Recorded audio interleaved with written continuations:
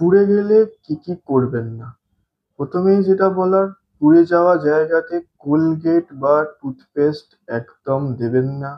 এটা ভালোভাবে মাথায় রাখতে হবে, কারণ অনেক এডুকেটেড পার্সনদেরও আমরা দেখি যখন আমাদের চেম্বারে আসেন, জায়গাতে প্রথমেই টুথপেস্ট লাগিয়ে এসেছেন।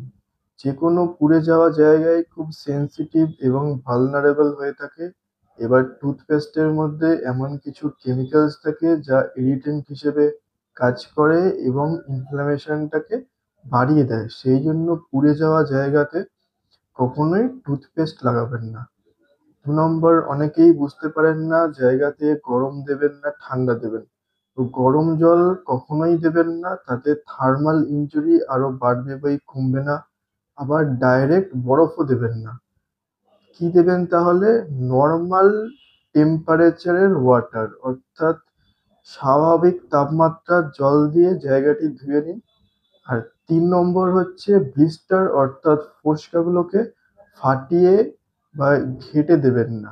এই ব্লিস্টার বা ফোস্কার মধ্যে যে ফ্লুইড থাকে, সেই ফ্লুইডটা আপনার বার্ন ইনজুরির জায়গাটাকে হিল করতে, অর্থাৎ ক্ষতটাকে সারাতে সাহায্য করে। এবার আপনি যদি সেই ফোস্কাটাকে ফাটিয়ে দেন নিজে থেকেই, তাহলে সেই যে হিলিং প্রসেস এইটা হ্যাম্পার হবে এবং জায়গাতে ইনফেকশন ঢোকার চান্স বেড়ে যাবে। সেই জন্যে ফোস্কা যদি নিজে থেকে ফেটে যায় তো ঠিক আছে, কিন্তু তাকে কখনোই খুঁচিয়ে ফাটানোর চেষ্টা করবেন না।